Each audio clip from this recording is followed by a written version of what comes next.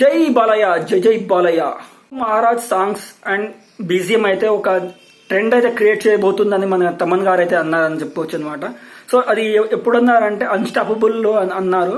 So బక్కోడికి Rajani, బండోడికి Balayya Babu అని ఎక్కడో చూసారంట తను. సో బక్కోడు అంటే అనిరుద్ధు, బండోడు అంటే తమను.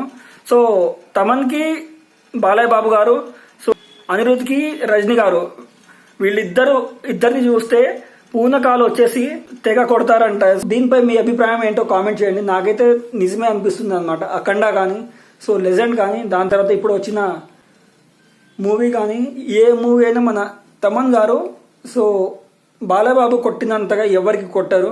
ఇదైతే చాలా ఓపెన్ గా చెప్తున్నా అనమాట. సో తను కూడా అన్నారు, మీరంటే ఒక వైబ్ వస్తుంది బాబు నాకు, అందుకే మీ మూవీకి నేను ఎక్కడ లేని పూనకాలు నాకు వచ్చేస్తుంది. సో నాలో ఉన్న మొత్తం క్రియేటివిటీ మీ మూవీలోనే వాడాల్సి వస్తుంది అనమాట. సో ఆ విధంగా నన్ను మీరు ప్రేరేపిస్తున్నారు. సో ఆ విధంగా మీరు నన్ను ఇన్స్పైర్ చేస్తున్నారని చెప్పేసి నిన్న అనడం అయితే జరిగింది అనమాట అన్స్టాపబుల్లో. సో ఈ మూవీ ఒక కొత్త ట్రెండ్ సృష్టిస్తుందంట. సో బీజిఎంలో కానీ ఇతర ఏ కేటగిరీలో 24 క్రాఫ్ట్స్లో ఈ మూవీ శివ ఏదైతే రికార్డులు కొల్లగొట్టిందో, సో శివ ఒక బెంచ్ మార్క్ క్రియేట్ చేసిందో దానికైనా ట్రిపుల్ చేస్తుందని చెప్పేసి వాళ్ళు ఆశాభావం అయితే వ్యక్తం చేశారని చెప్పుకోవచ్చు అనమాట. దీనిపై మీ అభిప్రాయం ఏంటో కామెంట్ చేయండి. ఈ మూవీ శివ కన్నా బెటర్గా ఉండబోతుందా లేదా? అంటే క్రాఫ్ట్స్లో అన్ని క్రాఫ్ట్ని ఈ మూవీ ఒక బెంచ్ మార్క్ సెట్ చేయబోతుందా అని చెప్పేసి వాళ్ళు అనడం అయితే జరుగుతుంది అనమాట.